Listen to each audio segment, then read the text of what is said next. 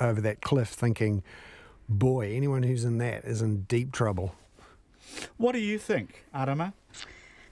I'm just really not very concerned about Timmy, to be honest. I'm not concerned about men who put themselves at risk just for kicks.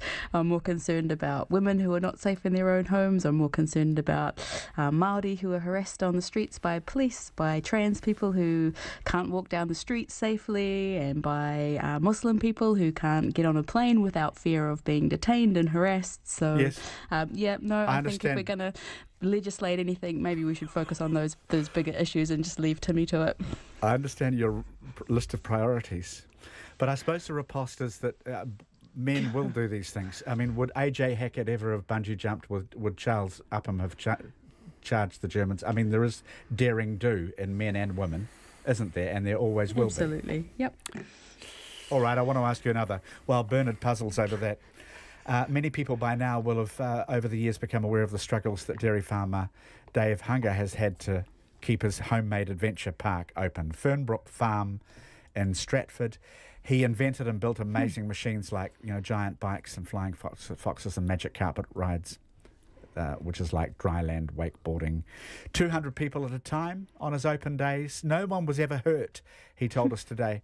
But the strain of endless health and safety visits has become too much. He tried to make it as safe as he could, but his magic carpet ride had to be registered under the amusement devices regulations, couldn't be operated until it was. He needed building permits, all sorts of stuff. And he doesn't want to talk about it. He says it's just over.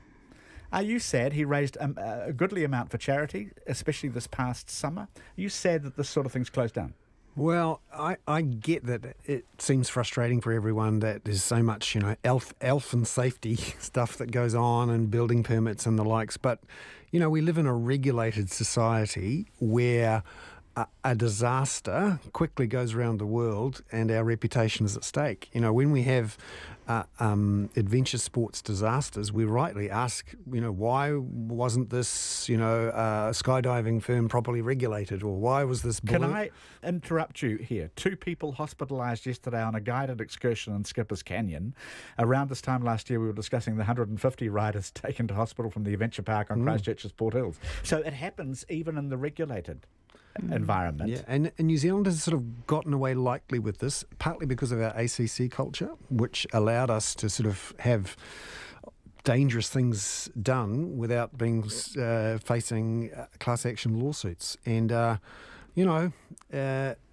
there's a good reason for health and safety, and there's nothing worse than, having to ring up a relative in Sweden to say, sorry, but, something went wrong. Bouncy Castle injuries last year, 648. Oh, this is in 2016, costing $320,000, says ACC. Bouncy Castles. Yeah. Arama, what is your opinion? I think probably in agreement we need to have regulations on these things, but I wouldn't want to see every kind of natural feature in our environment fenced off. So, you've got to have balance. Dr. Arama Rata has been on the panel today. I noticed somebody who lives in Waterview wants you on twice a week. So there's a vote of support. No one's on twice a week. Well, I am. Bernard Hickey, so thank you, Arama. And Bernard Hickey, thanks very much. Nice to see you. Cheers. We're back tomorrow. Thanks for your company, everybody. And Checkpoints with John Campbell is coming right up.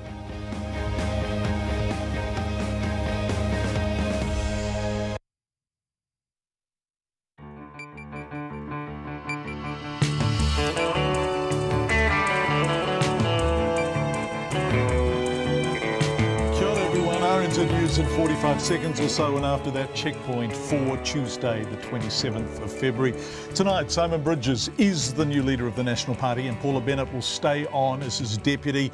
He joins us. Our deputy political editor Chris Bramwell wraps the day.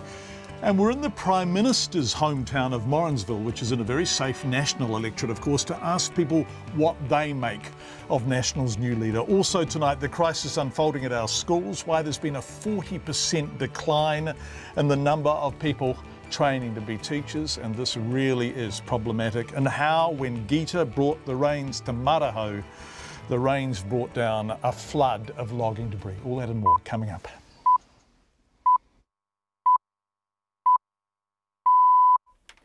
RNZ News at 5. Kia ora, good afternoon. Ko Katrina Batana ho. Simon Bridges says he hopes Māori can be proud of the National Party has elected their first Māori leader. The Tauranga MP, whose Ngāti Maniapoto won today's vote by members of the caucus, defeating Amy Adams, Judith Collins, Stephen Joyce and Mark Mitchell. The Deputy Leader, Paula Bennett, who's also Māori, fended off one challenger to retain her position. Simon Bridges says Māori are now more aspirational than the current Labour-led government. So I hope Māori, who've traditionally been with New Zealand First at times with Labour, will give us a second look. Will think about us and what we mean and the opportunities that we present for Māori. Simon Bridges says he'll be reshuffling the team over the next fortnight and will also set out his priority as party leader. At least 30 people are reported killed in Papua New Guinea after yesterday's 7.5 magnitude earthquake. Local police have confirmed 10 people died in landslips and say tens of thousands are affected. They say reports are filtering through of extensive damage to roads, entire mountains coming down and entire villages being buried. But there's been no communication at all from the town of Tari near the quake's epicentre, where 8,000 people live. An anti-abortion group is appalled by the Justice Minister's decision to seek Law Commission advice on updating abortion laws.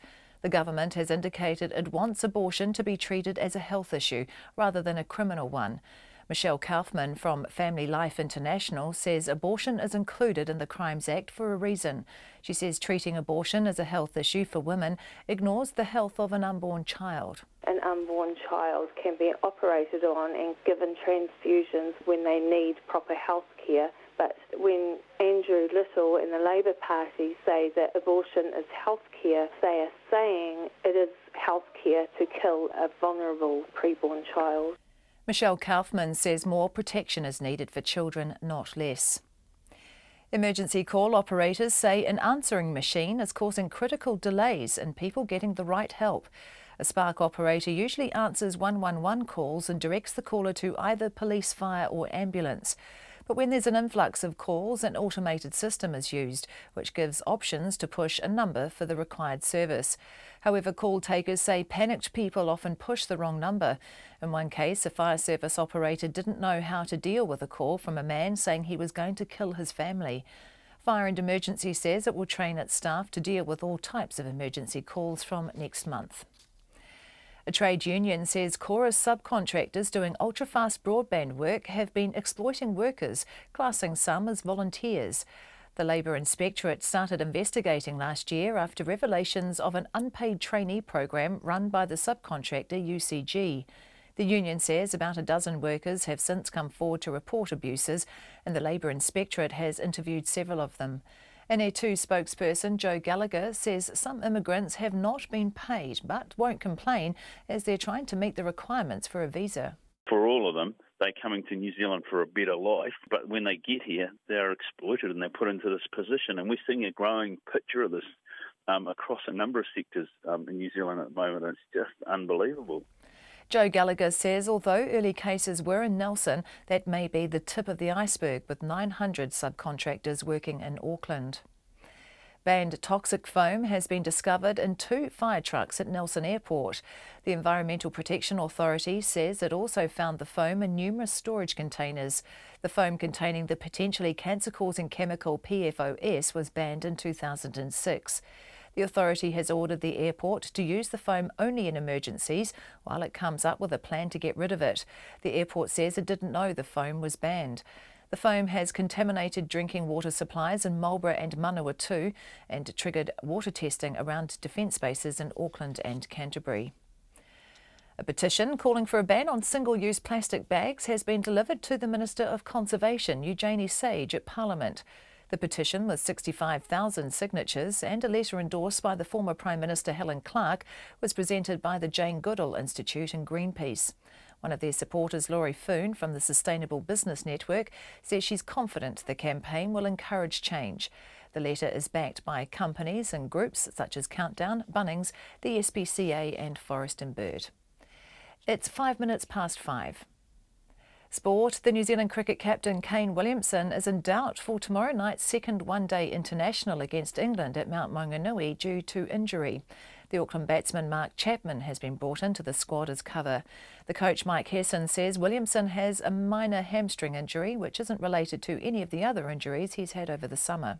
Going to have to prove his fitness. If he proves his fitness, then he'll definitely play.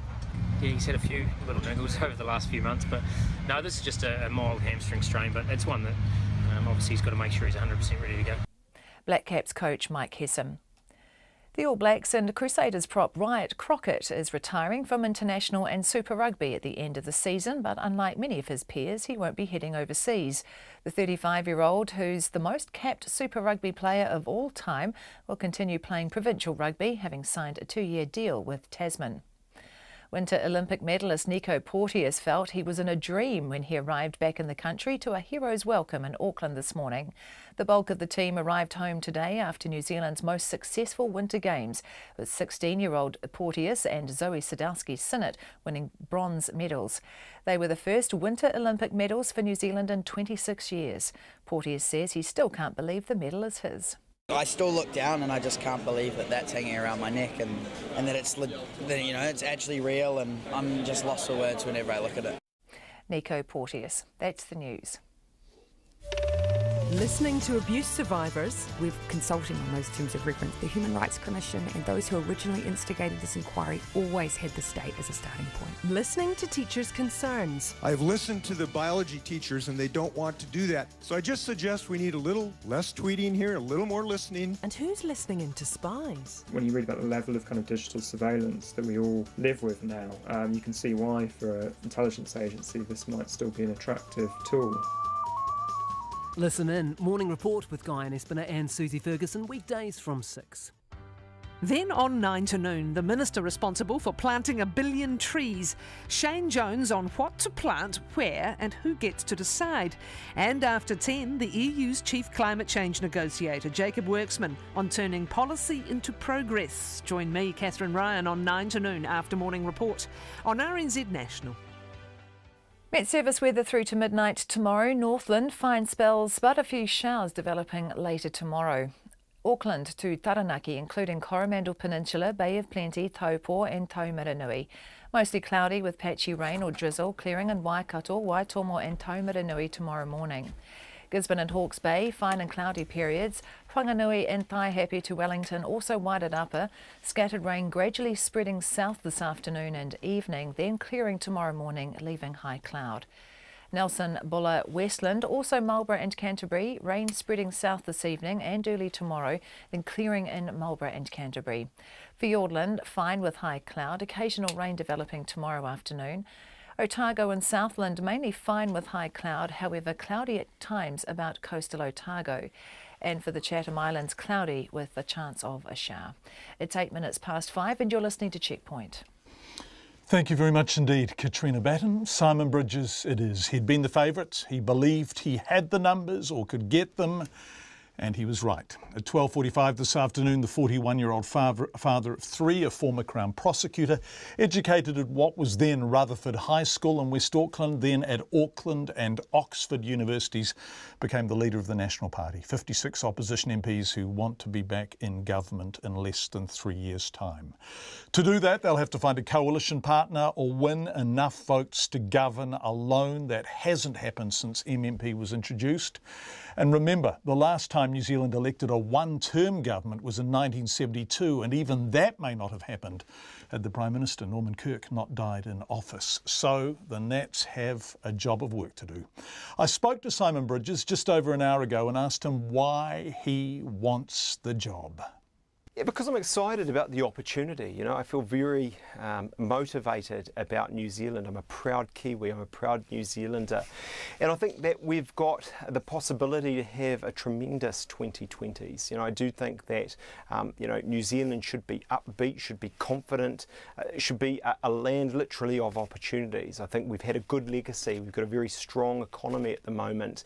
Got great job numbers, all of these things. And to build on that, ensure that this is a place where young New Zealanders can get ahead and do well, don't feel that they need to get on a plane overseas, probably to Australia, that's really important to me. And so I am motivated about this, as I can see what's happening with this government, and I can see the difference we can make if we win in 2020. What are your strengths, do you think, as the new National Party leader? What do you bring to the party? I think it's a blend of things. I think it is, some youth, a bit of a change there. I think it is, though, blended with that experience. And I think it's the ability to do a couple of things that fundamentally we have to do in opposition. One is to oppose. It is to hold the government to account. We see things there. We think that they're getting it wrong. They're taking us backwards.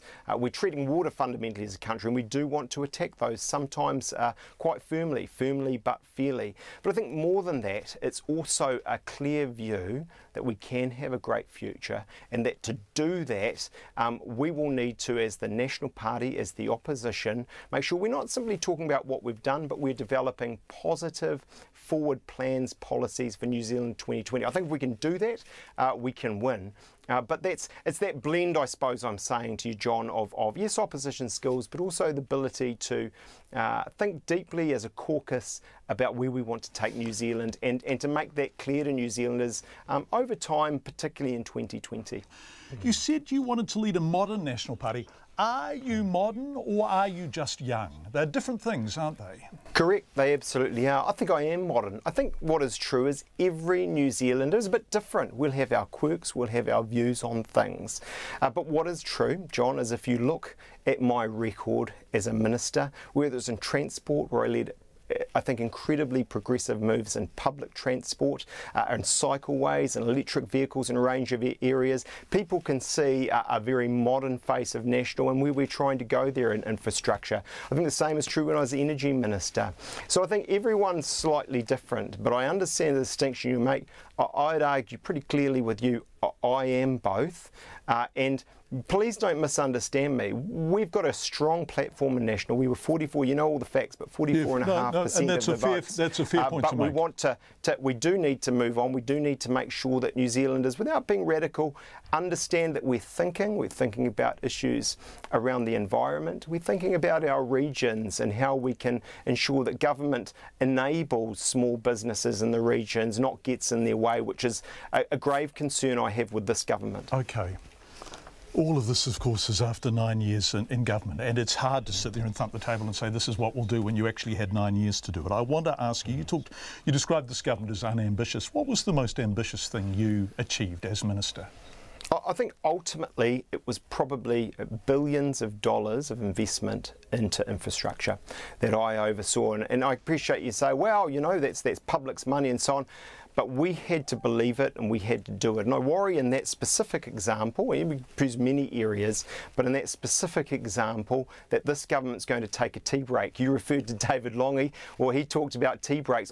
I worry that that's what's happening now. We need to continue being ambitious about these things, about ensuring the economy is growing, not being complacent about that, ensuring we're continuing to drive infrastructure, because that's how you have a better New Zealand, a New Zealand with opportunities for young and old.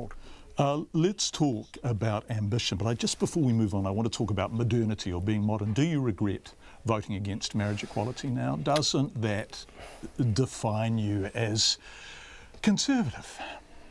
Well, I am a conservative. I'm not unthinkingly so. I think that's for sure. But I think what is true is New Zealand's moved on. This is not an issue.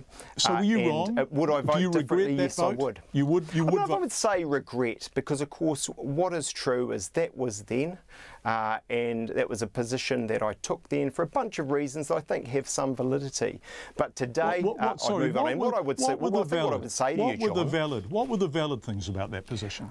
Well, I think what is true, John, is that if you look at the National Party, we are a party of Judith Collins, Crusher Collins, quite conservative, and also Nikki Kay. These are not driving issues for me. I think what is a driving issue is making sure, use the word, I like it and I believe in it, we are ambitious for New Zealand. We're doing the things around growth, around infrastructure and so on, that are taking this country forward. Those issues are conscience issues. They'll stay conscience issues for my caucus and my colleagues. I don't mind how another caucus colleague votes on them, but I do think what matters is that on these big economic issues that fundamentally determine the direction of a country, we know what we're doing, and I think New Zealanders know that National does.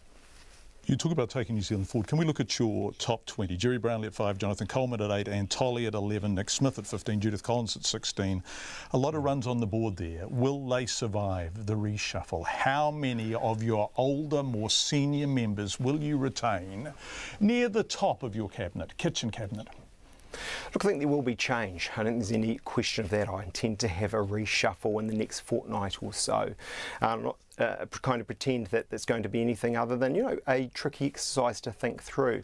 What is true is we need experience. So I don't think you should expect to see, you know, some of these people you've named going, because they've still got a lot to give, and we want that heft in Parliament when we hold the government to account, and in terms of thinking through where we lie in the future on those policy issues.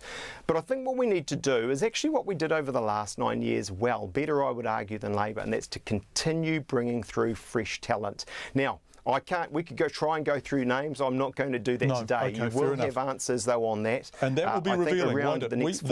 That will tell us a lot about the sort of government you are hoping to lead. Stephen Joyce, will he stay in finance? Look, I think it's right. It will tell you something, and I think it will tell you that I'm no radical. I'm not trying to throw the baby out with the bathwater here, but that there will be change. I think what's true of Stephen is that he could have been leader and done a good job, I believe. And what is also true, he brings very serious experience and acumen that we'd like to retain in our government, a key role. Exactly what that is today, look, I can't tell you. Okay, thank you. You talk about 2020, and obviously that is what you are there to do, to lead National into the 2020 election. Yeah. We were talking to Wayne Mapp on the show last night, and he says you don't have a hope in hell of getting Winston Peters as a coalition partner, which means that either you have to swing Winston across, and your maiden speech rather gorgeously offered. I was very nice to him in that, wasn't I? But you also too nice in hindsight. You presented him with an obit, and the problem was he didn't drive a stake through his heart, so he came back. But if we look at what you have to do in 2020, you either have to get National to somewhere in the mid to high 40s, which would be an extraordinary achievement, and hope New Zealand First doesn't get to 5%, or you have to find a friend. Which are you going to do? Look, I think the reality is in 2.5 years, I've got 2.5 years, these are obviously complex issues. I think I'd argue with you, you know, we still are popular, I think, as a party, and I know there'll be polls that come and go, and we'll see what happens there. In relation to New Zealand First, I'd make the very strong cases, actually not so much where we stand on New Zealand First, where New Zealand stands for us. I think they made their decision, but I'd be interested to know what Winston Peters thinks about that and what his direction will be. I think in terms of a Green Party, actually we could work with the Green Party. I was in favour of exploring that prior to the last election. But what I would say to you is I do want to see them as a genuine Green Party, an environment party. I worry they get caught up in a variety of other things that are not core to that. But on environmental issues, we can work with them. I think it's too early days to lay out for you a 4-point plan around coalitions and how we manage it. I acknowledge it's something we do need to think through, and we will. I am looking at your maiden speech again, and this hasn't been much discussed in your... Well, and it was a good maiden speech. As you say, you were generous about Winston Peters, although possibly the obit was premature. But you say, like so many in this nation, my mother's ancestors came from England, while my father's mother was Ngāti Maniapoto. And you are the first Māori in our history to lead either the Labour or National parties. What does that mean to you? Well, I think it's a great privilege to be a forerunner, I suppose, in that regard. And, you know, I take that lightly. I think, as I say, it's a great privilege. And, you know, I feel very proud of my Māori whakapapa and where I come from. As I said to you right at the start, I'm proud of that. I'm proud as a Kiwi. I'm proud as a New Zealander. And so I hope that Māori and New Zealanders can see something in me. Māori are changing. You know, we're not one monolith. We're all sorts of people. But increasingly, I think Māori are very aspirational. We know they've been tied to Labour at times, New Zealand First. I'd love, through my leadership, to see them take a fresh look at National and what we have to offer. Simon Bridges, the new leader of the National Party. Lots of feedback coming in on him already. We'll come to some of it later. Morrinsville is Prime Minister Jacinda Ardern's hometown. Now, it's also in a very safe national electorate. Waikato, Nationals Party vote majority, 14,000 votes or thereabouts. That is blue. So we sent our reporters Zach Fleming and John Boynton there to find out what voters in Morrinsville make of National's new lineup. What do you think about Simon Bridges being a new National Party leader? I don't necessarily like the guy, but you know, they want him. Maybe they just want new blood in there, and he's new blood, so they're getting rid of the oldies. I don't know anything about him. I've been living in this country since September, so I don't know a lot about the National Party. So I'm surprised. I just knew there were two other women who might have been, so I'm quite surprised he's suddenly popped up as the leader. Yeah. They've obviously got to see if they can get something that is going to match Jacinda's charm and appeal to people, so maybe they think he will. Good candidate, knows what he's doing. I don't know if I've got any preference over him to the others, but no. What do you think he can bring to the role? New blood, new ideas. Yeah, I was very happy with the one that went. Yeah. I think basically he needed a bit more time where he is. He shouldn't be the leader. He's too fast. He's come up too quickly. I don't think he's got the ability. I'm not sure he's got the people personality to talk to people properly. You know, he's not a people person as far as I can see. I don't think he's got much show at all, to be honest. Why is that? Because he's a relative unknown, I think. So, yeah. I think it's good. I think he's probably the one that was going to be named, wasn't he? I mean, him or Julia Collins, but yeah, I think it's all good. I'm happy Simon Bridges is picked, yeah. So. And Paula Bennett's still in as deputy. What do you think about? You are kidding me. Paula Bennett. She should have been changed totally. No. Not the right person. Why is that? I think she has an attitude which is not really suitable for that position. I mean, you know, he's gone, why should they keep her? Change of blood to younger, okay, change her as well, she's old school. Nah. And what do you think about Paula as deputy? She's still in there. Yeah, I think she'd be a great deputy. What does she bring to the table? What does she bring to the table? I think she, politics-wise, I'm not 100% sure. I can't back myself on that, but I think she's a fresh new face, fresh new leader, or deputy leader. Always a bit of fan of Paula, so give her a chance, give her a couple of years and see what happens, yeah. What do you like about Paula? Oh, I don't know, that's the way she's been brought up. You know, she's come from nothing and hard worker and stuff like that, yeah. I mean, yeah, like I said, she's still got to prove herself, but yeah, I mean, good on her for taking that position. I'd like to see her or Jacinda get on her own recognizance without anybody backing her up. In other words, Labour all by itself, like National should have been by itself, but Winston Peters let them down. I guess, was there any more reaction, I guess, from this news? From me, I'm a National supporter normally, but the last 2 or 3 years I've been voting Winston. He's got the knowledge and he gives me confidence in what he says he's going to do. And Jacinda, I think Jacinda is doing quite well.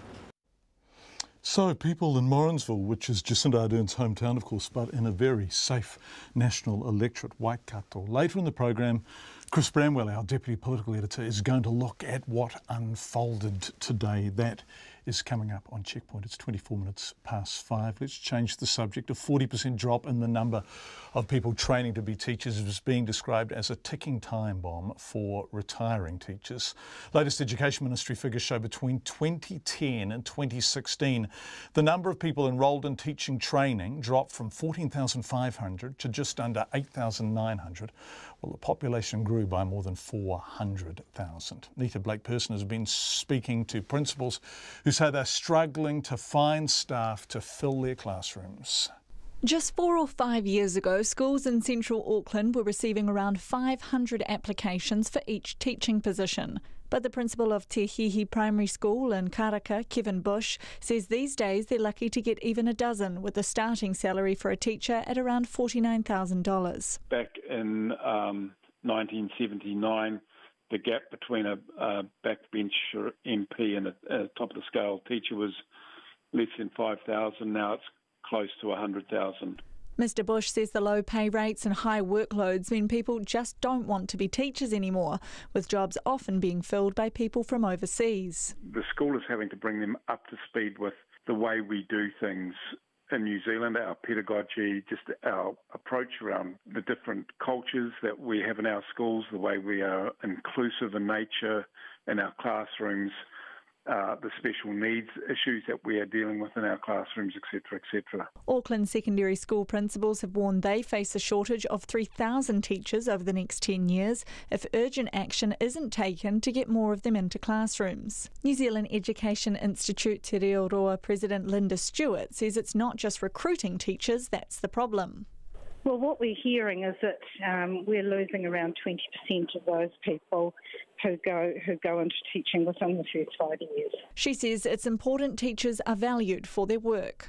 Our children need our teachers, so we absolutely want to show that in New Zealand we value our teachers, and by doing that then hopefully we can attract some of those people who've left the profession back into the profession. The Education Minister Chris Hopkins is blaming the shortage on the national government, saying their poor planning created a ticking time bomb as baby boomers retire with not enough incoming teachers to take their place. The workload clearly has been increasing for teachers, often unnecessarily. If you look at policies like national standards, huge increase in teacher workload without resulting in any increase in young people's educational achievement.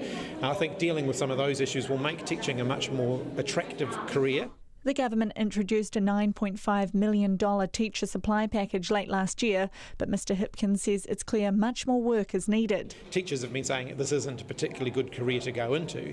I think if we can work on that and we can ensure that we're dealing with teacher workload issues for current teachers, then actually they'll be better ambassadors for the teaching profession, and that will help us to turn around the recruitment issues that we've been having. Mr Hopkins wouldn't rule out an allowance for teachers who relocated to areas hard hit by the shortage, including Wellington, Auckland and Queenstown, saying they didn't always work as intended. You end up with people moving around in order to gain extra allowances. You end up creating a shortage in one area in order to remove a shortage in another area. So that's quite a complex thing.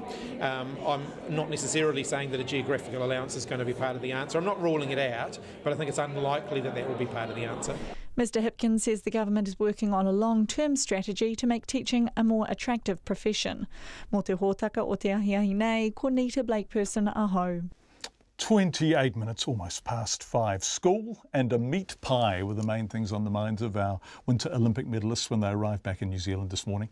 Freestyle skier Nico Porteous and snowboarder Zoe Sadowski-Synnott led the New Zealand team out at Auckland Airport after their history-making performances in South Korea.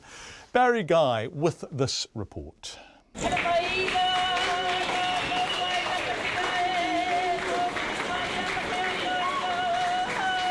Draped in New Zealand flags with medals hanging from their necks, the 16-year-olds from Wanaka beamed as they were greeted by a porphyry from Rosehill College students. 26 years after skier Annalise Coburger won New Zealand's one and only Winter Olympic medal, Porteous and Sadowski-Synnott added bronze medals from their respective events. Porteous said he would celebrate being home by having a local delicacy. I'm going to have a pie. I'm going to go have a steak and pepper pie. I haven't had a pie in at least a month, and so I'm pretty desperate. His wish was quickly granted when someone brought one to him in the arrivals hall, and he tucked into it straight away. A pie was probably the last thing on Porteous's mind before the half-pipe final, as he threw up with nerves. That feeling was soon swept aside with a bronze medal run, something he admits is still to sink in. I think it's going to take a while, at least a month, I'd say. I still look down and I just can't believe that that's hanging around my neck, and that it's, it's actually real, and yeah, I'm just lost for words whenever I look at it. Sadowski-Synnott, who won her medal in the snowboarding big air, has the US Open in Colorado next week, but wants to get back to Mount Aspiring College in Wanaka as soon as possible to thank everyone for their support. I enjoy school and I don't want it to get too hectic, but yeah, I can't wait to go see my friends and see everyone who's supported me and show them the medal, because that's what's come out of all the sport. Sadowski-Sinnott's long-term plan is to compete at the Beijing Winter Olympics in 4 years' time. As for now, though, Porteous admits the weight of the bronze medal, which is going to be hanging around their necks for a few days yet, has taken its toll. It's pretty heavy. We've both been complaining. We've got really sore necks. It's a good thing to have a sore neck from, though. Snow Sport New Zealand has already said they expect even more growth in their sports following the success in Pyeongchang, and Sadowski-Sinnott is encouraging anyone interested in winter sports to go for it. When I was younger and I missed school to go snowboarding, people would tell me, like, is this really kind of going to pay off? And I guess if you know that this is what you really want to do, you love it, then just go for it. A Wanaka reception is planned for the pair. For Checkpoint, Barry Guy.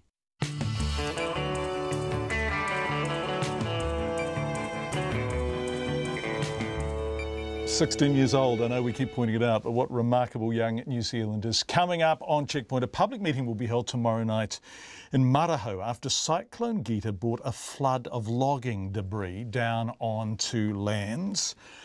The people who live there say, huh? How did this happen? Who's going to tidy it up and who will stop it from happening again? Emergency call takers say an automatic answering system is causing critical delays for people who desperately need help. And 65,000 people sign a petition calling for plastic bags. We'll also be back in Wellington looking at what unfolded with the National Party caucus today. Chris Bramwell filing for us on that. We'd love your feedback. We're getting a lot on Simon Bridges already. Text us 2101, email checkpoint@radionz.co.nz. And we are, of course, on Twitter and Facebook. Business next, but before it all, Katrina Batten with the headlines. The National Party's new leader, Simon Bridges, believes he brings a good blend of youth and experience to the role. The 41-year-old today was voted in as leader by the National Party caucus. He told Checkpoint he represents the modern face of the party and has the skills and experience to hold the government to account and set National up for victory in 2020. Mr Bridges is promising to reshuffle his team in the next fortnight.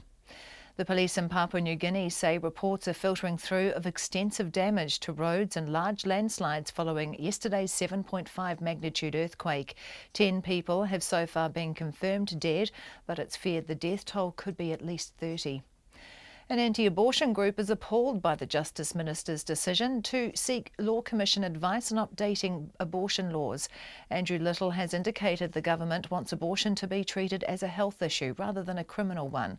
Michelle Kaufman from Family Life International says treating abortion as a health issue for women ignores the health of an unborn child. Toxic firefighting foam, which has been illegal in New Zealand for 12 years, has been discovered in 2 fire trucks at Nelson Airport. The foam has contaminated drinking water supplies in Marlborough and Manawatu and triggered water testing around defence bases in Auckland and Canterbury. The airport says it didn't know the foam was banned. A petition calling for a ban on single-use plastic bags has been delivered to the Minister of Conservation, Eugenie Sage. The petition has 65,000 signatures and is backed by companies and groups such as Countdown, Bunnings, the SPCA and Forest and Bird. The first daily 5-hour ceasefire is due to take effect in the rebel Syrian enclave of Eastern Ghouta in the next few hours. This area has been bombarded by pro-Syrian forces for a week.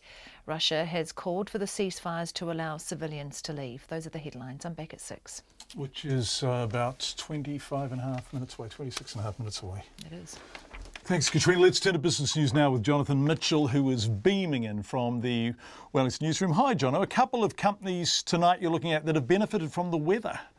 That's right, evening, John. Certainly the weather has been a bugbear for some energy companies, but not Meridian today. Its half-year profit was up by 17% to $132 million.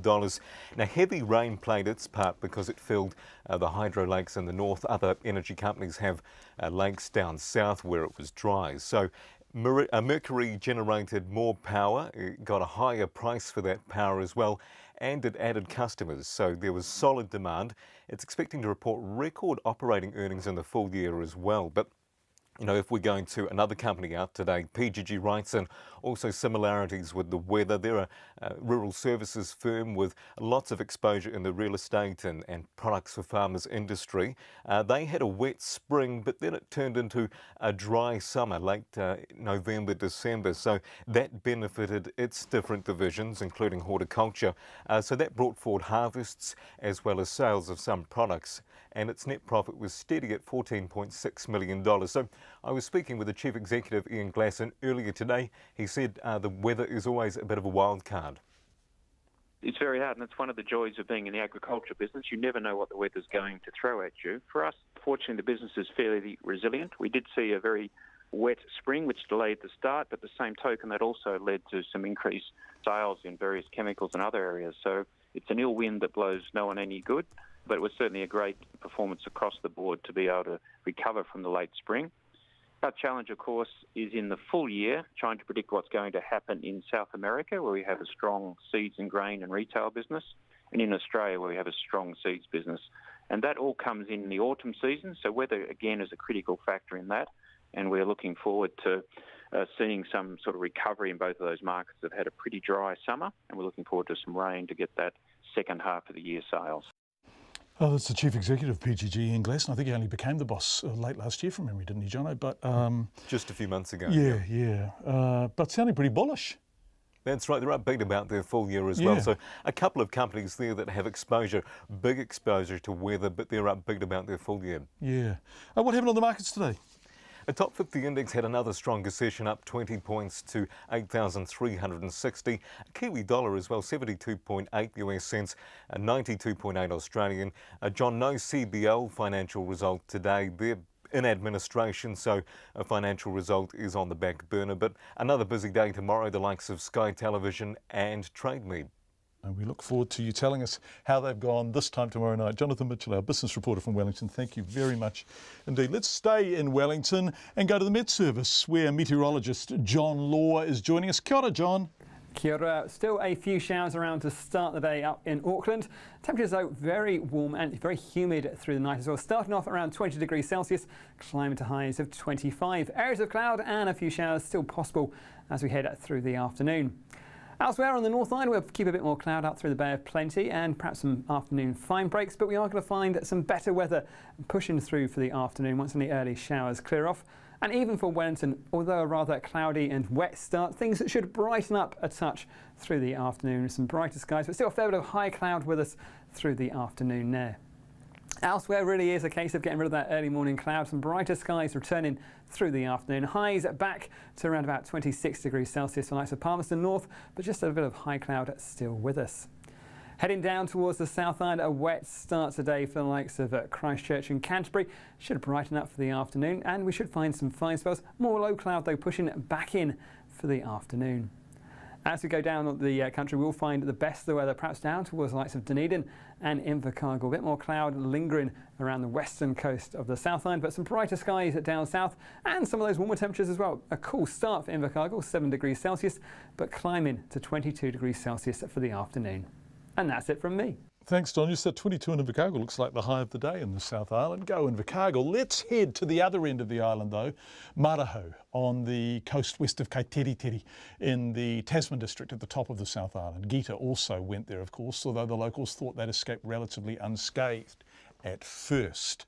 But one area of the community was hit by a deluge not of water but logging debris brought down by the water. And in a meeting with the Tasman District Council tomorrow night, they want to discuss three things: who's cleaning it up, who's compensating them where compensation is required, and who's making sure that the debris that remains in the hills but is loosened and looks precarious is cleaned up before it can do any more damage. Now, Costanza Polza lives in Maraho with her husband Robert, and she told me what happened.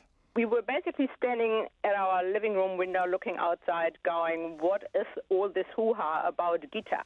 As it was raining, yes, but the wind wasn't very strong and we didn't expect anything much more to happen.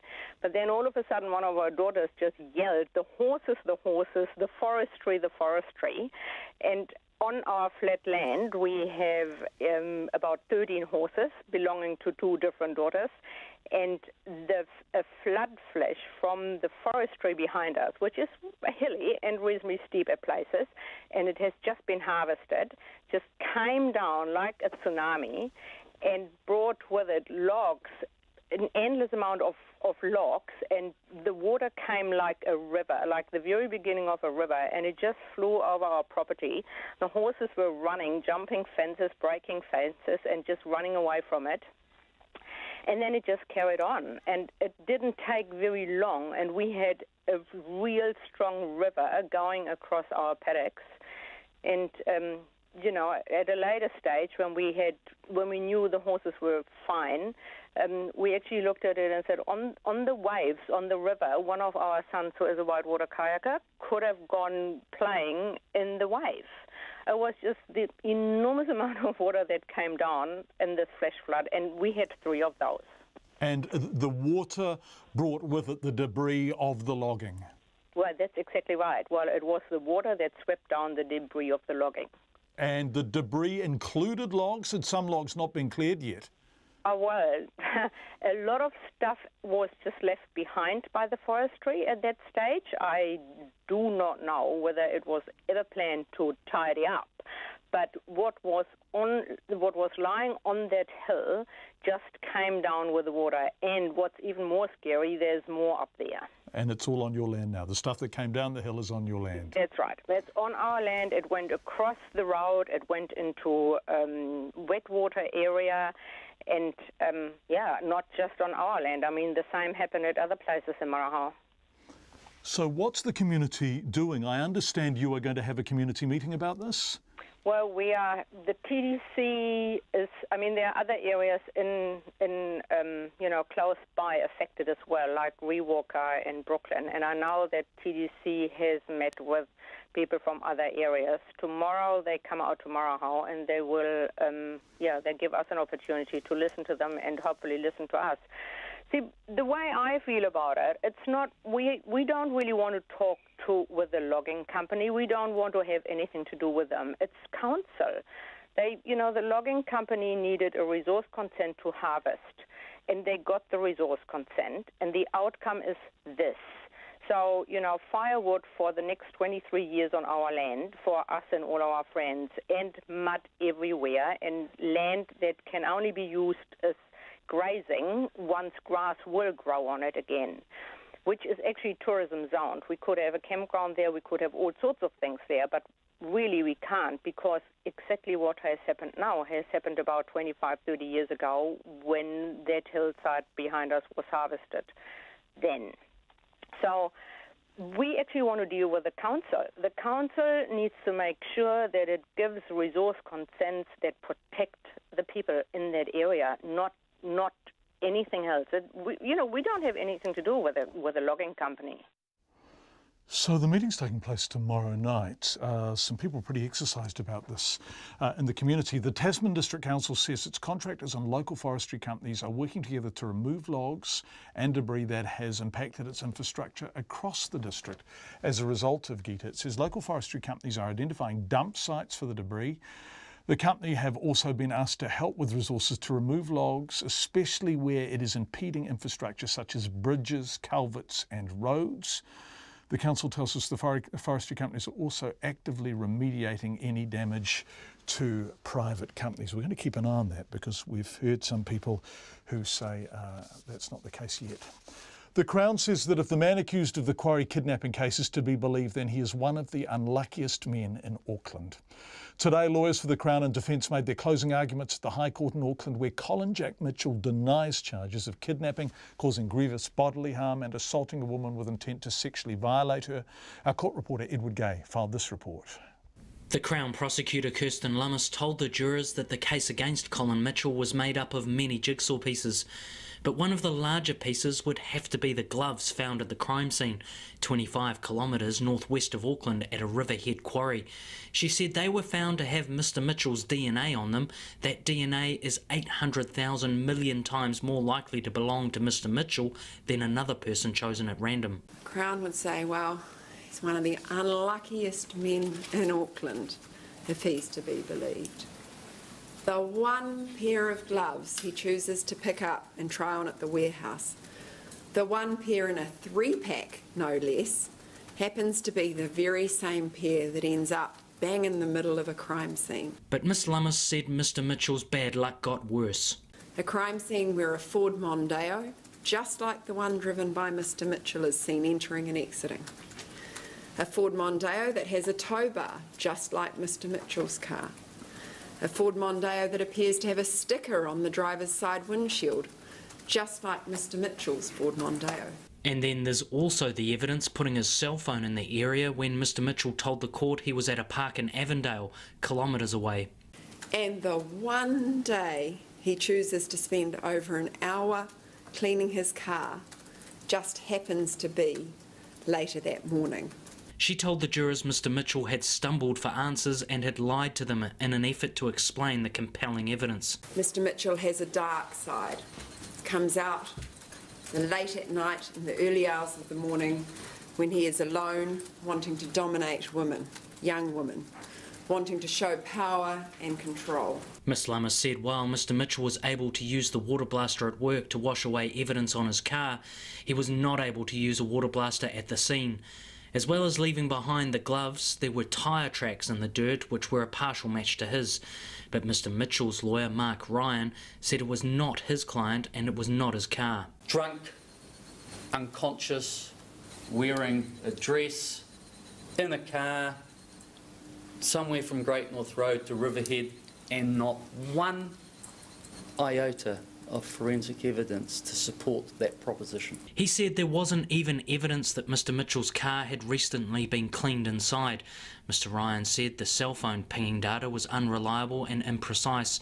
He also addressed the DNA found in the gloves at the quarry. So how can you be sure, just because Mr Mitchell's DNA turned up on those gloves,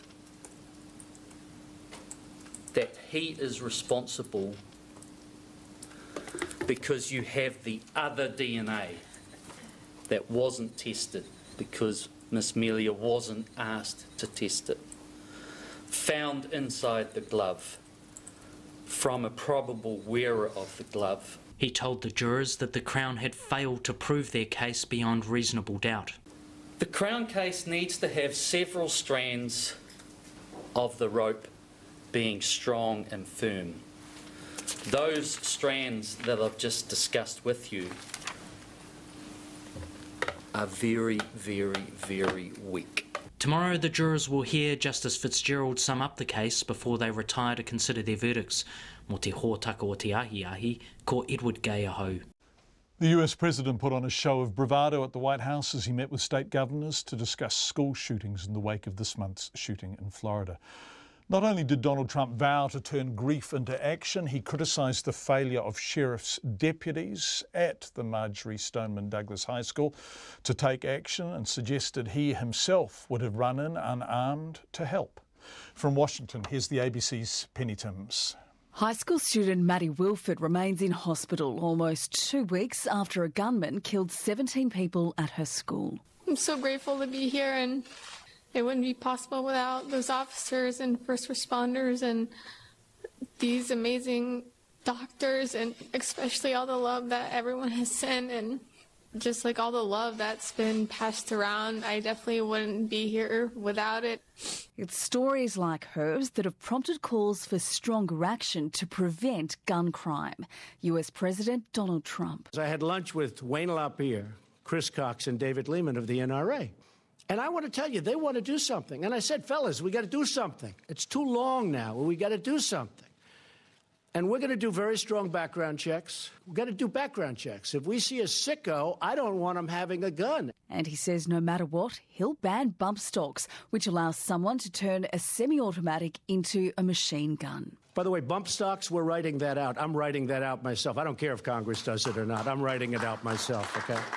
But during an exchange with Governor Jay Inslee, President Trump was criticised for earlier suggesting that trained teachers should be armed. I've listened to the biology teachers, and they don't want to do that at any percentage.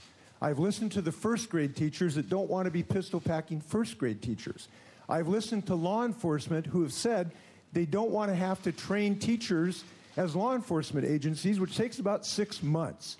Now, I just think this is a circumstance where we need to listen, that educators should educate, and they should not be foisted upon this responsibility of packing heat in first grade classes. It would just be a very small group of people. So I just suggest we need a little less tweeting here, a little more listening, and let's just take that off the table and move forward. Donald Trump also again criticised law enforcement officers who were accused of arriving at the site of the Florida shooting but not immediately entering the school. And he says that's not something he would have done. The way they performed was frankly disgusting. They were listening to what was going on. The one in particular, he was early, then you had 3 others. That probably a similar deal a little bit later, but a similar kind of a thing. You know, I really believe, you don't know until you test it, but I think I really believe I'd run in there even if I didn't have a weapon. And I think most of the people in this room would have done that too. Meanwhile, First Lady Melania Trump has applauded young people for rising up and speaking out after the Florida school shooting. I have been heartened to see children across this country using their voices to speak out and try to create change. They're our future, and they deserve a voice. US First Lady Melania Trump ending that report from ABC's Penny Timms. The New York Magazine is just having a field day with President Trump's claims that he would have run in unarmed. Brave Trump says he would have disarmed Parkland shooter with bare hands, the New York Magazine says. In an article beginning, Donald Trump was unable to serve his country during the Vietnam War due to his crippling bone spurs. And it goes on with greater levels of contempt from that point on. Lots of feedback coming in tonight about Simon Bridges in particular. That's the worst possible combination. Clearly caucus can see something the public can't. Labor will be feeling even more comfortable. If Simon Bridges is Māori, why does he refer to Māori as them rather than we, asks Bryce. People pointing out that Norman Kirk had a Māori whakapapa. So Simon Bridges would be the first National Party leader who was Māori, not the first leader of a major political party. Is Simon that simple? People saying he wants Māori to take a fresh look and try national. Has he already forgotten the last 9 years in government was propped up by a coalition partner called the Māori Party? How can this guy boast about infrastructure when State Highway 3 is blocked indefinitely and a man was killed doing necessary DIY slip clearance on State Highway 4? Asked George. I don't think Simon Bridges can be proud of the National Party. In their terms, housing unaffordability increased, as did the numbers of homeless people, and access to health and social services was reduced for many. A sample of the feedback, most of it negative, that has been flooding in since that interview with Simon Bridges went to air. It is 8 minutes to 6 now. The country's shortage of builders is well known. We've heard the figures. New Zealand needs 56,000 more construction-related workers between now and 2022. And tradespeople and technicians from overseas are now being granted more work visas than professionals to keep up with demand. But what's being done to train tradespeople here? A Taranaki reporter, Robin Martin, who does such a great job for Checkpoint, went to take a look. A bit of a tomboy at school, 17-year-old Cheyenne Robbins says discovering building has been a saviour for her. I just like building things. I was a bit of a naughty kid back in the days, and then finally found something I liked at school, because I really didn't like school. But once I found building, then I got into that, and yeah, here I am. Ms Robbins did the Builder Batch Trades Academy program while at Waitara High School and is now enrolled at the Western Institute of Technology. The Polytech has just introduced a Level 3 certificate in construction, trade skills, carpentry. The program involves building a 3-bedroom house, and Ms Robbins, the only woman in a class of 30, is looking forward to getting back on the tools. It was good getting in with the boys and building and learning, because it's way different when you're actually in there rather than doing the theory, because you just see pictures, but when you actually see it and do it yourself, it's cooler. Classmate Sohul Kumar has made the calculation that a trade is the way to go. I really enjoy doing building. Yeah, I see future in it. Yeah, because if people who get a degree, they don't have jobs, building will be there to get a job easily. The program manager of trades, Kyle Hall, says bringing carpentry back on campus was a no-brainer. Obviously, construction is on a rise in New Zealand, and we see the same effect in Taranaki, and we're wanting to grow the institute, and by bringing carpentry back to WIT and developing a new program, we're quite excited about that and to take ownership of that once again. Mr Hall says the house project is a direct response to building sector feedback. That's the real link with industry. That's what they do. They build houses when they get out there, or they do renos or whatever it might be. But that's the skills they need to hit the ground running. In the Polytech's workshop, the latest builder batch intake is preparing survey pegs for the 2018 project. The Year 12 students attend the Trades Academy once a week for the first term before going full-time from term 2. James Terrell is still finding his feet, but hopes it will lead to a career in the trades. Yeah, so James, why are you doing this? I don't know, it just seemed like a good opportunity. It was offered to me by the school. What are you hoping you'll get out of it? Just to lead me into like a steady pathway into a trade. Probably not anything into like carpenter or anything, but just seemed a lot easier to get into a trade if I already had experience. Taranaki Futures is the group behind Builder Batch. Its general manager, Warwick Foy, says the program has a simple premise. It just began from an idea to build a house using school kids, basically, so that's why we built a house. But that coincided with the nationwide shortage of builders, so of course that's endorsed what we do.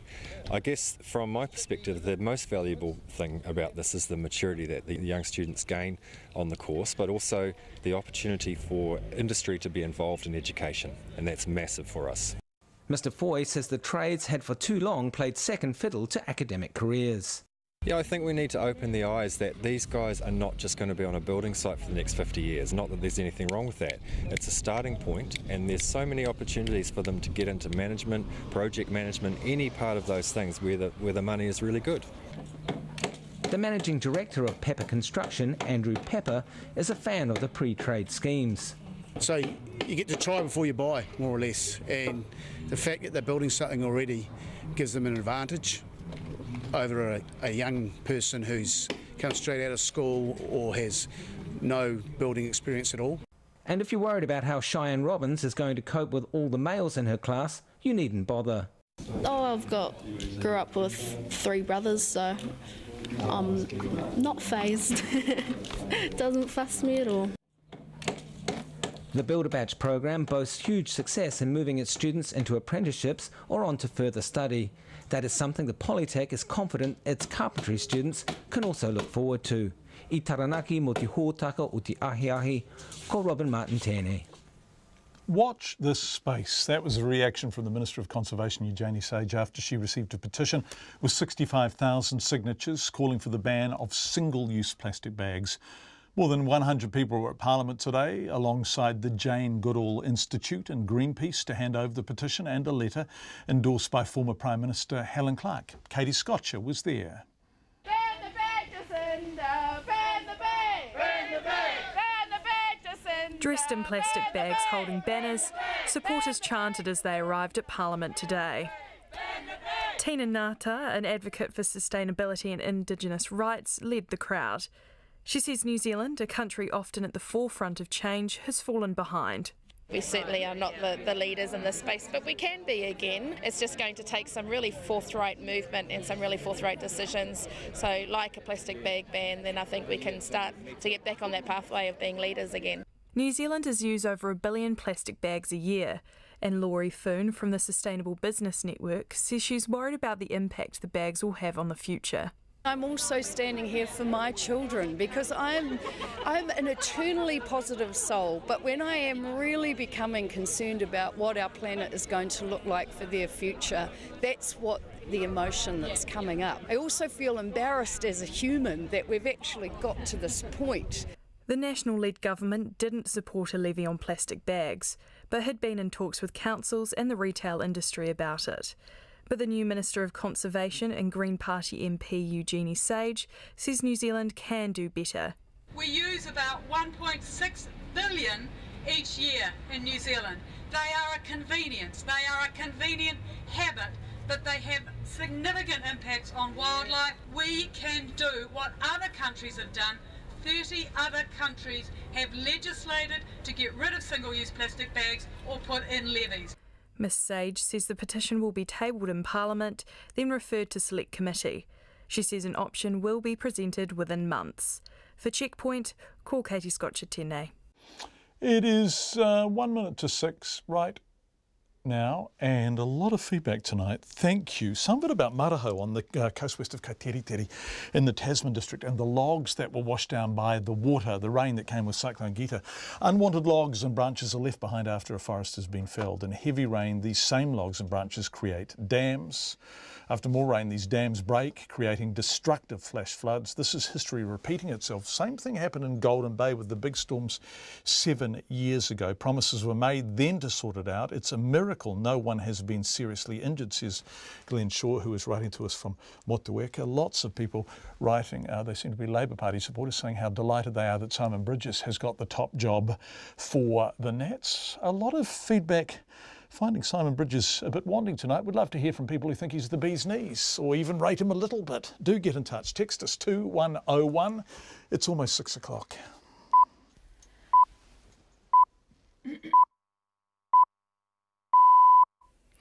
RNZ News at 6. Kia ora, good evening. Ko Katrina Batanaho. The National Party's new leader believes he brings a good blend of youth and experience to the role and represents the modern face of the party. Simon Bridges, the 41-year-old MP for Tauranga, was today voted in as leader by the National Party caucus. He defeated Amy Adams, Judith Collins, Stephen Joyce and Mark Mitchell. Mr Bridges told Checkpoint he has the skills and experience to hold the government to account and set National up for victory in 2020. We will need to, as the National Party, as the opposition, make sure we're not simply talking about what we've done, but we're developing positive forward plans, policies for New Zealand 2020. I think if we can do that, we can win. Simon Bridges says he will reshuffle his team in the next fortnight. And Amy Adams says she's disappointed to lose the contest. She was considered to be closest rival to Simon Bridges. I said throughout this we have a range of amazing options for the party. We had a really good process and the caucus backed Simon, and look, he's got my full support and the caucus's full support. Amy Adams. The Deputy Leader, Paula Bennett, has retained her position after fending off one challenger. At least 30 people are reported killed in Papua New Guinea after Monday's 7.5 magnitude earthquake. Police have confirmed 10 people died in landslips and tens of thousands are affected. RNZ Pacific's Jenny Meyer reports. The police say reports are filtering through of extensive damage to roads, hillsides coming down and villages being buried. But they say there has been no communication at all from the town of Tari, about 30 kilometres from the quake's epicentre, where about 8,000 people live. Disaster authorities say power is out and cell phone towers are down, leading to a virtual blackout in communication in the areas worst affected by the quake. And the US Geological Survey says there have been more than 300 significant aftershocks since yesterday, the strongest measuring 6.2. This is Jenny Meyer. Nelson Airport says its firefighters have been buying and using a toxic foam banned 12 years ago because they didn't know it was illegal. The first lot of testing in a nationwide investigation of foam use at airports has discovered more than 600 litres of it at Nelson Airport. The Environmental Protection Authority has told the airport not to use the foam except in an emergency, and water testing will be done to check on any exposure in surrounding suburbs. The foam containing the potentially cancer-causing chemical PFOS was banned in 2006. The airport's chief executive Rob Evans says they knew nothing about that. I think the information has not been as clear, and the understanding back at that time. The firefighters themselves are the ones that have been here for over 20 years, and they themselves have just come to this understanding. Rob Evans of Nelson Airport. A man described by the police as the mastermind behind a drug smuggling operation has been sentenced to nearly 16 years in prison. Adrian Lassar, who's a member of the International Bandidos gang, was sentenced in the Auckland High Court after pleading guilty to importing and possessing meth and cocaine. 3 others have already been sentenced as part of Operation Cossack, a joint investigation between the police and customs last year, which netted 15 kilograms of methamphetamine and 2 kilograms of cocaine in South Auckland. The police said Lassar's offending was at the highest level, and today's sentence reflects that. The Auckland Primary Principals Association believes low pay rates and high workloads are to blame for fewer people wanting to train as teachers. The number of teacher trainees dropped by 40% between 2010 and 2016. The Education Minister says the industry is facing a ticking time bomb as there aren't enough teachers coming in to replace retiring baby boomers. The association president Kevin Bush says schools in Auckland are struggling to recruit New Zealand trained teachers. 4 or 5 years ago, when a position was advertised, especially central city schools in Auckland, they would be getting 100 to 200 applications for a position. Now they're down to a dozen or less. Kevin Bush says current government initiatives don't go far enough in providing enough teachers. Work to rebuild a storm-damaged highway on the Coromandel Peninsula will now be completed by June, 3 months later than expected. A more than 10-kilometre stretch of State Highway 25 north of Thames was badly damaged following the powerful storm which hit in early January. It was hoped that the road would be rebuilt by March, but further inspection has revealed more damage than initially thought. The Transport Agency says a further 6.7 kilometres of seawall needs strengthening. It's exactly 6:05. Sport and the Warriors coach Stephen Kearney has given the strongest hint yet that skipper Roger Tuivasa-Sheck will stay with the struggling National Rugby League club. Speculation has swirled about the 24-year-old fullback who's off contract at the end of the season. He's been linked to a move to rugby union or rival clubs West Tigers or South Sydney. Kearney says he's confident when an announcement is made it'll be a boost for the club. Tuivasa-Sheck's manager expects the situation to be resolved before the Warriors' opening match of the season against South Sydney on March the 10th. The former Canterbury NRL player and premiership-winning coach Steve Folkes has died aged 59. Folkes played in 4 Canterbury premiership-winning sides during the 1980s and coached the Bulldogs between 1998 and 2008, taking them to their last title in 2004. The New Zealand cricket captain Kane Williamson is in doubt for tomorrow night's second one-day international against England in Mount Maunganui tomorrow because of a hamstring strain. The Auckland batsman Mark Chapman has been brought into the squad as cover. And New Zealand's Joelle King is into the semi-finals of the Windy City Squash Open in Chicago. The world number 9 will play either 10th seed Alison Waters of England or the current world champion Raneem El Walili of Egypt. That's the news. Tonight on Nights, Nick Bollinger samples the soundtrack to the blockbuster action movie Black Panther. While our pundit Brian Roper tackles that perennial left-wing chestnut. What's best, revolution or reform? His answer might determine whether he becomes a person of interest to the SIS. Check out his manifesto after the news at 7. And at 10, we're live and we'll be keeping you up to date with the world, talking to some of the people who have made the news or who are just worth talking to. That's Lately with Karen Hay on Nights with Brian Crump on RNZ National. Met service weather through to midnight tomorrow. Northland fine spells, but a few showers developing later tomorrow. Auckland to Taranaki, including Coromandel Peninsula, Bay of Plenty, Taupo and Taumaranui. Mostly cloudy with patchy rain or drizzle, clearing in Waikato, Waitomo and Taumaranui tomorrow morning.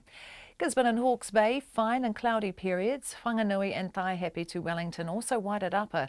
Scattered rain gradually spreading south this afternoon and evening, then clearing tomorrow morning, leaving high cloud.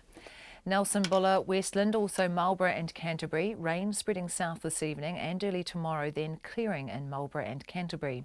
Fiordland, fine with high cloud, occasional rain developing tomorrow afternoon. Otago and Southland, mainly fine with high cloud, however cloudy at times about coastal Otago. And for the Chatham Islands, cloudy with the chance of a shower.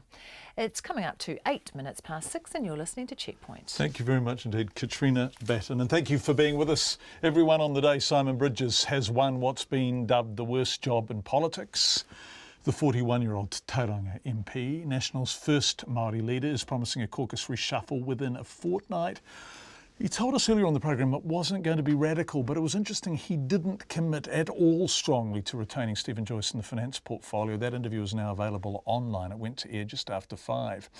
Now, Simon Bridges was elected on the second round of voting behind closed doors, with Paula Bennett re-elected as his deputy. Our deputy political editor, Chris Bramwell, filed this report. National Party MPs arrived at Parliament this morning full of excitement and nerves. We're excited that we're going to start a new path. I think it's going to be an interesting vote. Oh, look, I think it's always going to be close. There's been a lot of talking, so I think it's been a very good process. So everybody starts at 0-0 and we'll see what it goes from there. Looking forward to working with whoever's selected. The party's caucus room's on the top floor of Parliament House at the end of a long corridor. The floor, normally open to journalists before caucus meetings, was today locked off. And, not taking any chances, National Party staff taped blue card over the windows to stop any reporters getting a peek down the hall. Well, good afternoon. This morning I was humbled by the support of my colleagues to become the 12th leader of the New Zealand National Party. After a 2-hour meeting, National's new leader Simon Bridges arrived at Parliament's wood-panelled Legislative Council chamber, flanked by his deputy Paula Bennett and the party's whips. One of the contenders, Rodney MP Mark Mitchell, withdrew from the contest before any voting began, so National MPs then had to select a leader from the 4 remaining candidates. Simon Bridges told media his party remains strong and united, even though he had to battle Amy Adams, Stephen Joyce and Judith Collins for the top job. It was 2 ballots before I was elected leader of the National Party. There was also a contest for deputy leader of 2, and obviously Paula Bennett was elected. Beyond that, I'm not going to get into the details and do a post-mortem. It's understood Judith Collins self-nominated for the deputy position, but failed to beat Paula Bennett. Simon Bridges has been in Parliament since 2008. Before that, he worked as a Crown prosecutor. The 41-year-old has 3 young children with his wife Natalie, who accompanied him to the press conference today. Mr Bridges, who is Ngāti Maniapoto, says he hopes Māori are proud of him. That the National Party has elected its first Māori leader, and actually, well, no, not a first in terms of a deputy leader as well. I want to appeal to a broad cross-range of New Zealanders, because I think that's what the strength of the National Party is. So I hope Māori, who've traditionally been with New Zealand First at times, with Labour, will give us a second look. Simon Bridges says he'll be announcing a new look shadow cabinet within the next fortnight. One of the failed contenders, Stephen Joyce, says Mr Bridges will do a very, very good job. He was asked whether he expected to retain his finance portfolio under the new leadership. Well, I don't know the answer to that question. I look forward to, as I'm sure every colleague does, discussing with the new leader. But would you like to keep it? Oh, well, again, I'm not going to try and put pressure on him through the media this afternoon. I just look forward to having that discussion. Judith Collins also being coy about whether she wants finance. Well, obviously, it's very important for the leader to make his own decisions, and just like Stephen, I'm not going to try and put pressure on the leader on anything, particularly not on a day where we should be celebrating a very good win by him. Amy Adams was widely tipped as being neck and neck with Simon Bridges for the leadership. She admits she's disappointed she didn't win. You don't stand unless you want to win, but I said throughout this we have a range of amazing options for the party. We had a really good process and the caucus backed Simon, and look, he's got my full support and the caucus's full support. Early in her parliamentary career, the Prime Minister Jacinda Ardern used to sit alongside Simon Bridges for a TV spot labelled Political Young Guns. She says Mr Bridges does bring generational change to National. There's no denying that, but look, I'll treat him the same as I would any new leader of the National Party. Will be focusing on our agenda and just taking day by day, of course, what they take to us in their role in holding us to account. Labour will now be waiting to see exactly what National's new strategy for holding the government to account will be. Atu i te whare pāri mata mō te hōtaka o te ahi nei, ko Chris Bramwell-Aho.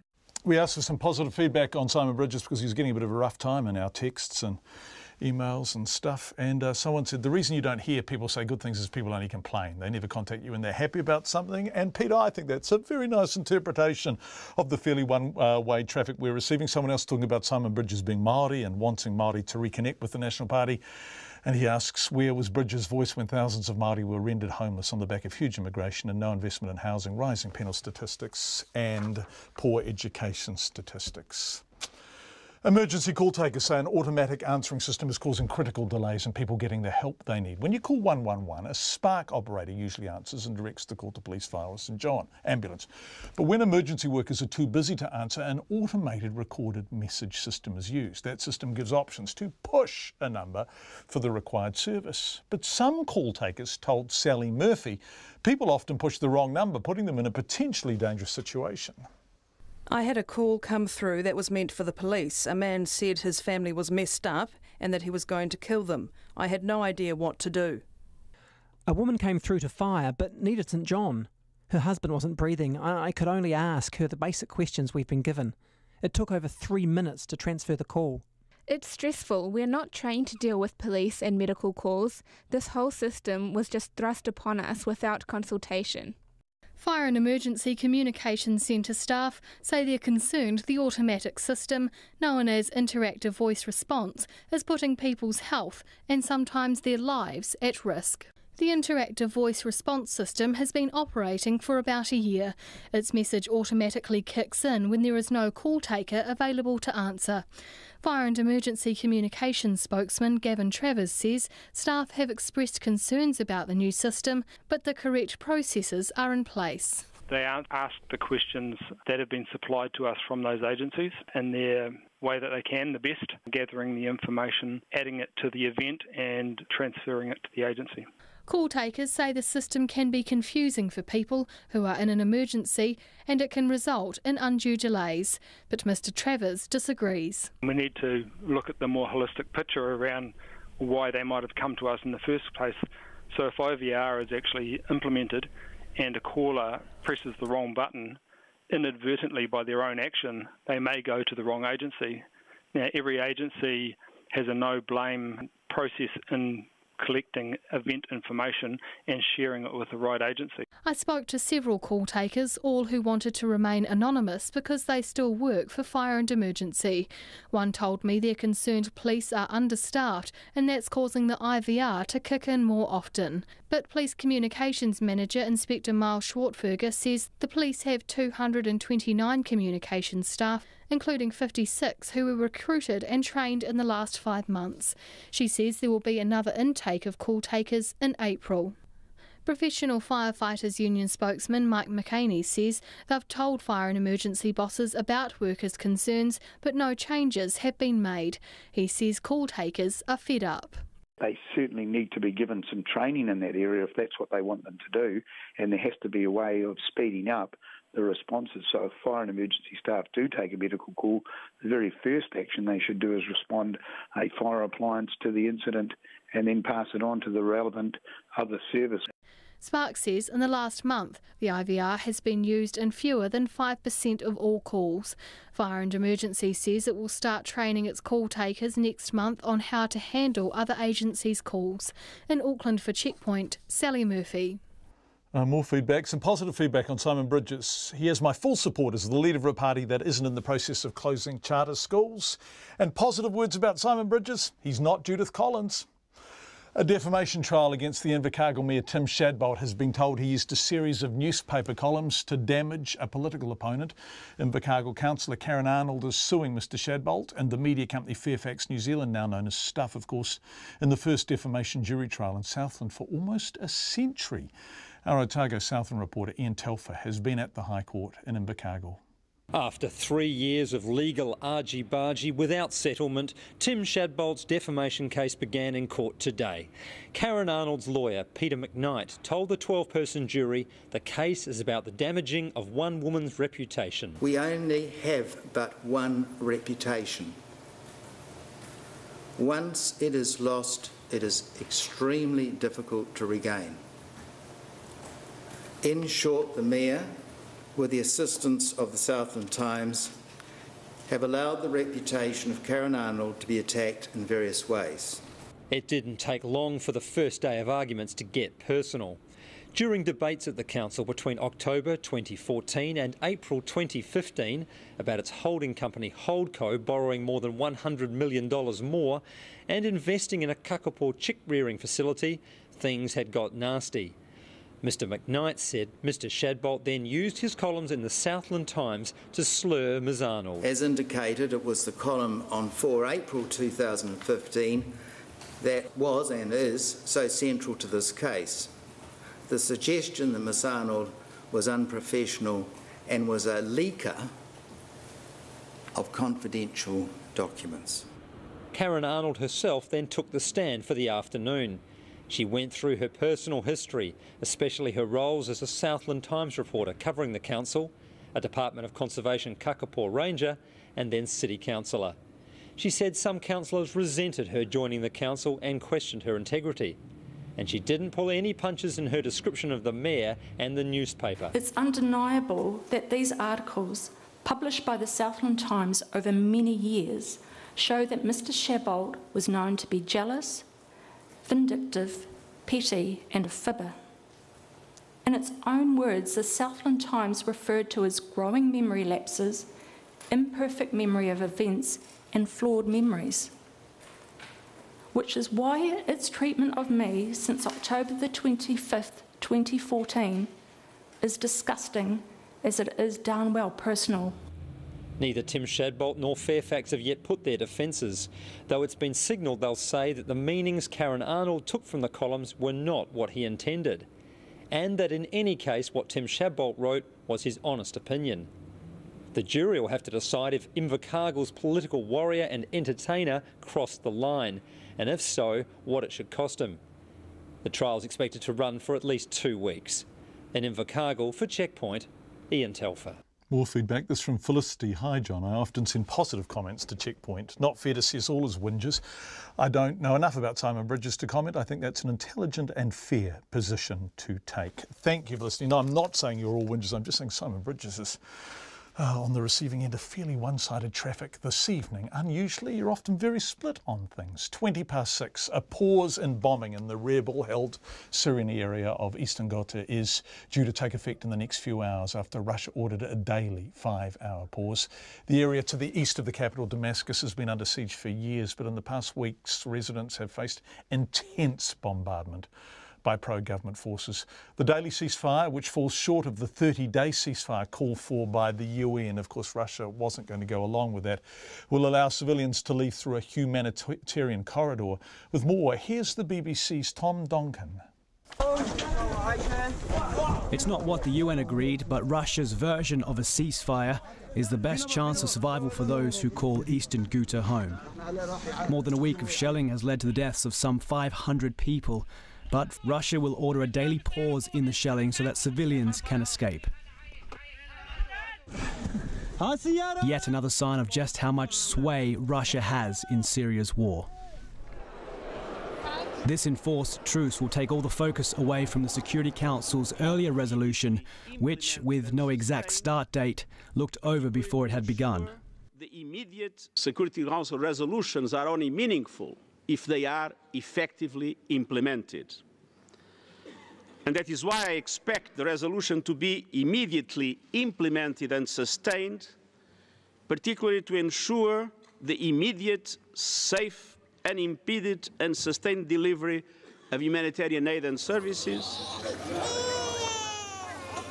This is what civilians in Eastern Ghouta will be trying to escape, the apparent aftermath of a suspected chlorine attack. Young children struggling to breathe. Using chlorine gas as a weapon is banned under international law. This is an enclave of the country where the rule of law is difficult to implement and harder to enforce. Russia early dismissed allegations that the Syrian government was responsible. The hundreds of thousands of civilians trapped here without food or basic medicine are surrounded by Syria's forces, and they're closing in. If they are allowed to leave, their future will be far from secure. Next month marks 7 years since violence first erupted here in Syria.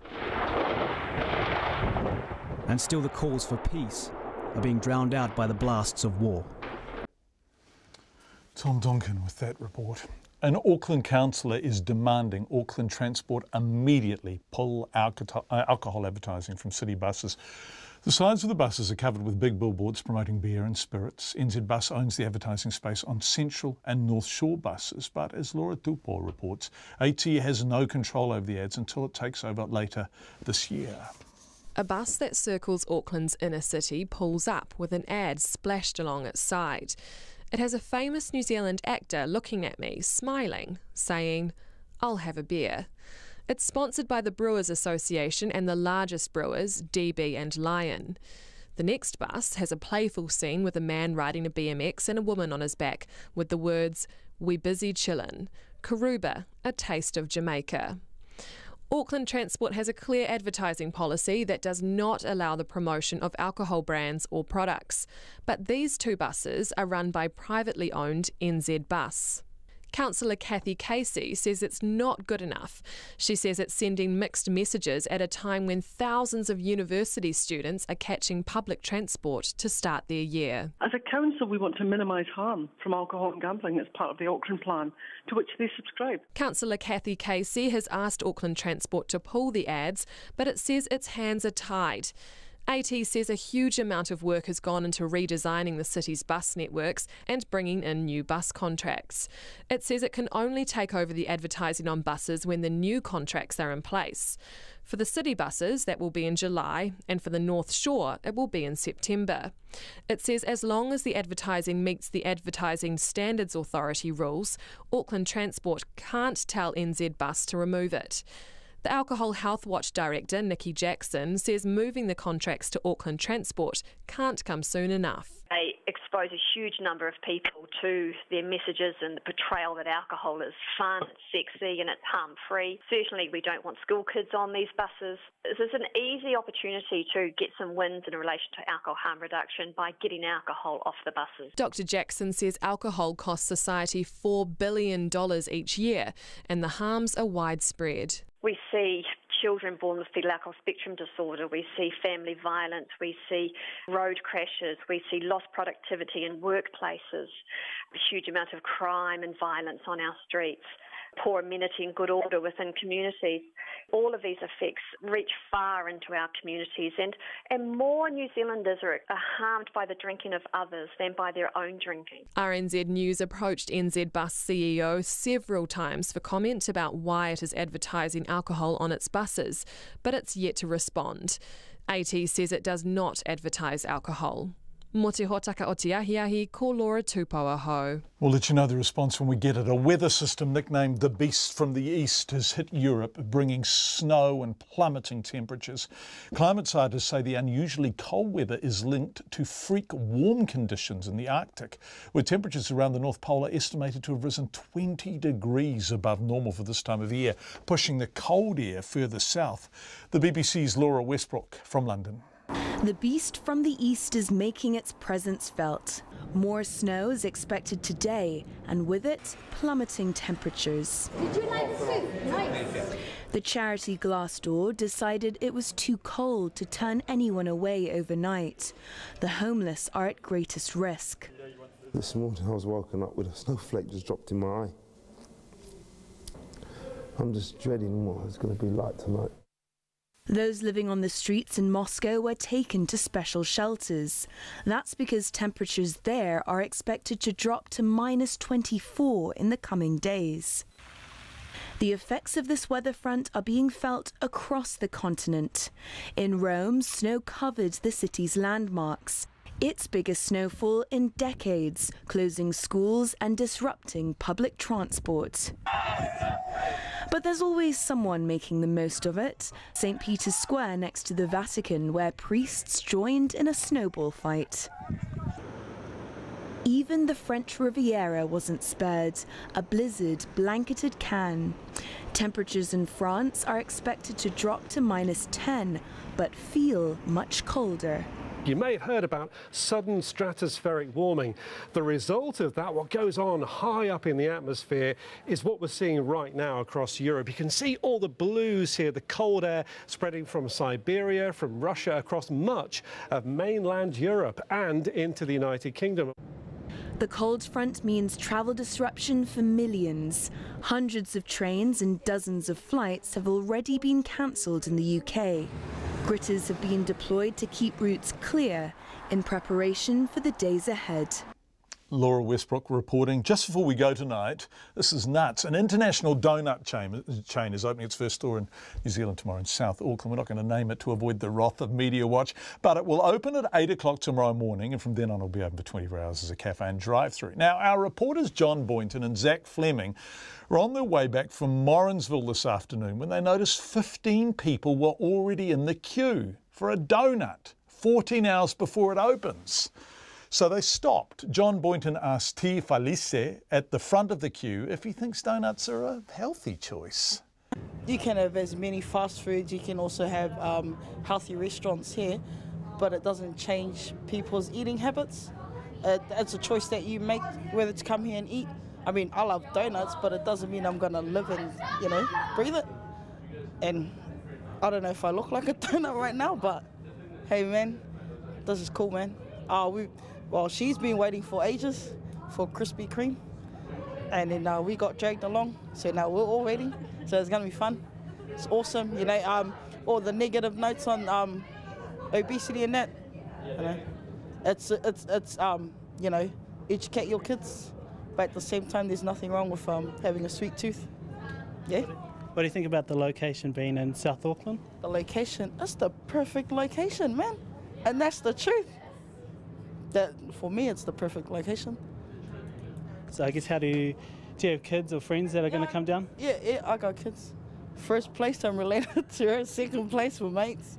So everyone else, you trying to get them to come down, so it's all good. And what do you tell them about healthy eating and I guess having this as a treat? Healthy eating, just don't eat too much donuts. But yeah, Krispy Kreme is worth the wait. They are waiting until 8 o'clock tomorrow morning for a donut. That's Tifa Lise. Putting the case fairly well on behalf of the people in the queue, talking to John Boynton, ending the program tonight. Thank you so much for being with us. We really appreciate your company. Lots of feedback tonight. We're very grateful for it. We'll be back tomorrow at 5. RNZ News headlines at 6:30. The National Party's new leader, Simon Bridges, is promising a team reshuffle in the next fortnight after winning today's leadership vote. It's been revealed a Jetstar flight to Sydney had to return to Auckland in October because a clipboard was sucked into the plane's engine. A communication blackout in quake-affected areas of Papua New Guinea is severely hampering relief efforts. Nelson Airport has been ordered to come up with a plan to get rid of toxic firefighting foam after it was found in 2 fire trucks. And Saudi Arabia is to allow women to join its armed forces for the first time. Our next news and weather is at 7. Worlds of Music is a world music program with a difference. Every week we present an eclectic mix of world music, fusion and folk roots from all over the planet. The program includes a variety of artists, interviews and musical cues.